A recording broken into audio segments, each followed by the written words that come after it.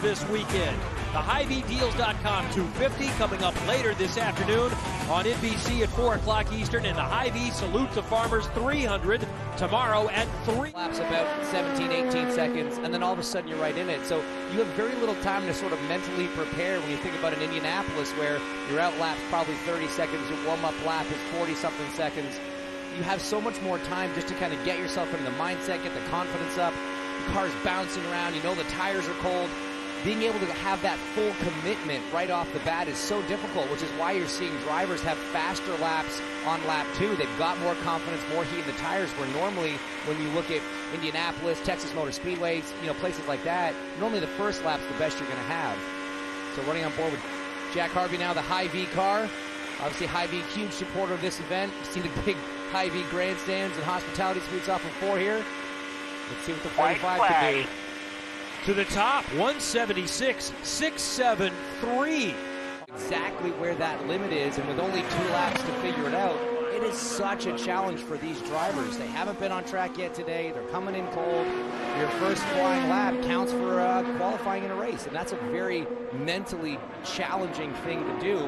As David Malukas already up to speed now, crosses the line, and he takes provisional pole for race 1 with a 176.9.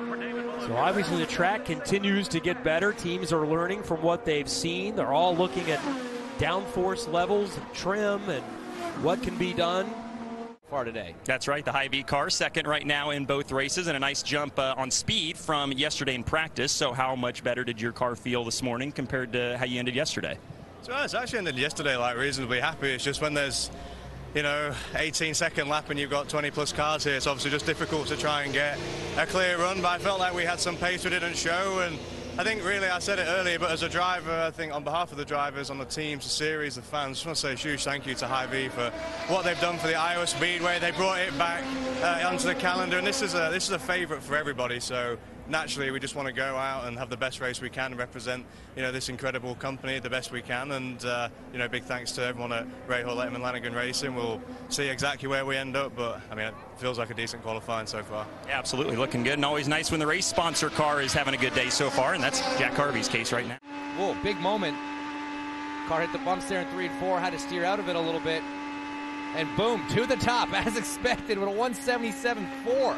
Half a mile faster than what David Malukas had. He sat on the pole for the first time ever in IndyCar here 2 years ago, and then qualified third on his second lap for race 2. The second lap sets your starting position for tomorrow's race. Lap 2 also to the top, provisionally pole sitter, and that is 1/100th Sorry, I thought I had a little more. of a mile per hour faster than Takuma Sato. That's not likely going to stick, but will give him a decent starting position. And he is, yes, out of the car after his run. So you were animatedly describing your run to your team. How'd you feel about it?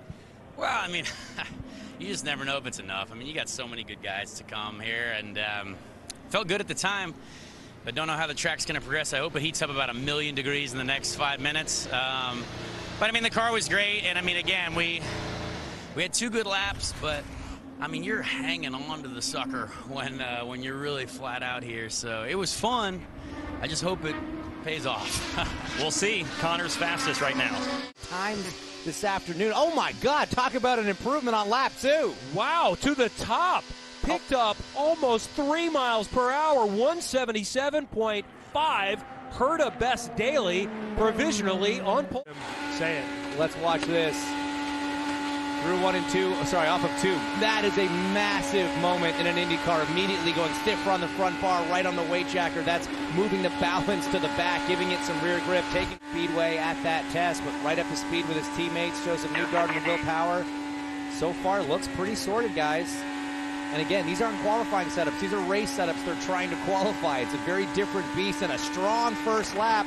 P2 right now provisionally for Scott McLaughlin. But that means Connor Daly is still hanging onto that spot for now.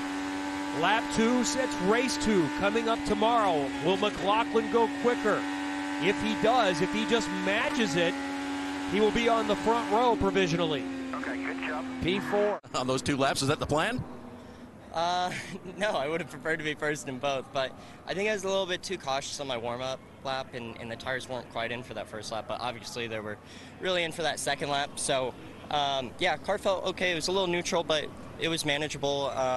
But yeah, would have preferred it on the first lap because now I think we're changing engines for the second race, and that's going to be a 9-spot grid penalty. But the better we can do in that situation, it's the better. But happy with how it went. Cambridge Honda was fast, and excited for the race. His first flying lap, which was this one, and that amount of lock mid-corner, both those McLaren cars were super loose.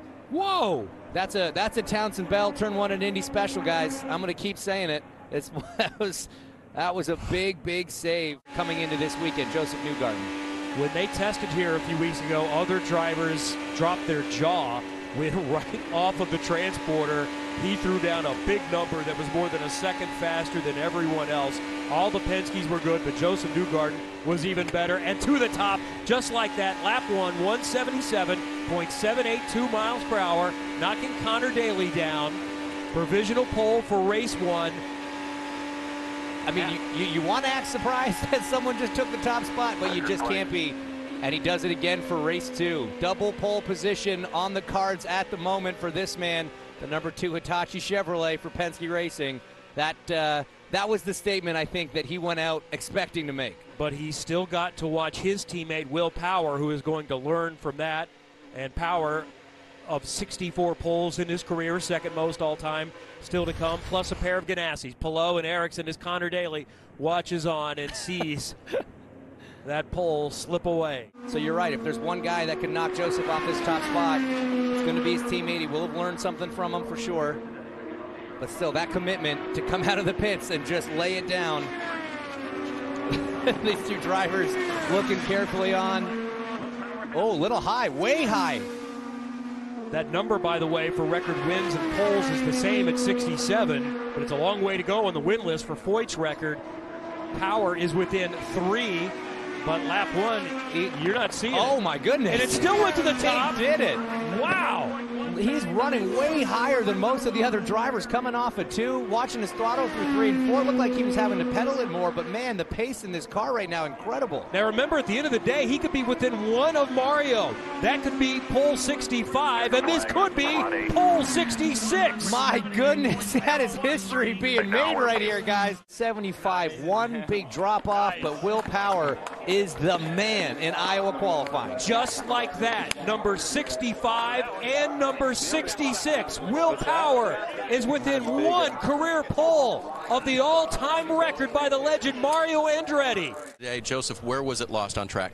I just wish we could have gone after him, but that's us not being in the point position that we need to be. So, yeah, we'll settle for 2 and go racing now. He found an adjustment based on your run?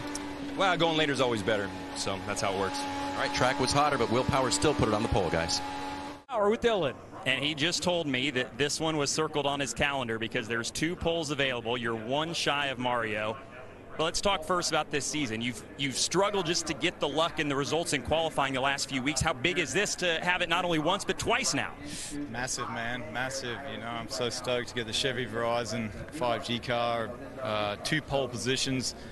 Like you said, I've been watching this race, and at the test I put a lot of effort into getting everything right for the qualifying runs and the race. So see what we got. I think the car's good. It's going to be a pretty tough race with the heat and a lot of degradation. So it's going to be all about traffic and see what we can do.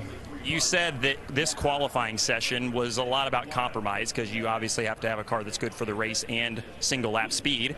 How encouraged are you that it's got the single lap speed and potentially race pace as well? Yeah, it's very good on a long run, and the single lap speed there was obviously good. I'm not sure on heavy fuel at the start, but yeah, plenty of compromise there, plenty of bottoming during that run. So yeah, we'll see what we got. All right, well, you got an award for you here, and that's for race 1, pole 65 and 66 for Will Power. He's now 1 shy of the all-time record.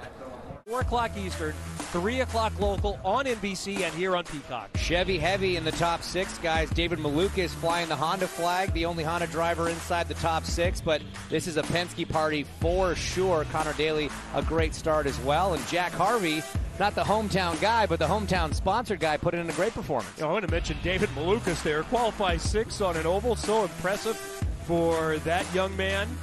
Marcus Ericsson, the championship leader, with a little bit of work to do, but you can make up positions here. 4 Chip Ganassi Racing entries in a row. Ericsson, Dixon, Palou, and Johnson. A great result from him for how early he went out. Graham Rahal probably disappointed not to be up closer to his teammate Jack Harvey, and Colin Herta, not the race 1 start he wants. Definitely stronger for race 2, but I think that means his race car probably has more pace than that. And remember, what they qualified in is the race car, so some might have decided, you know what, I'm going to give up qualifying a little bit because you can move your way forward, like Simon Pagenaud did 2 years ago. Exactly right. Great results from those guys.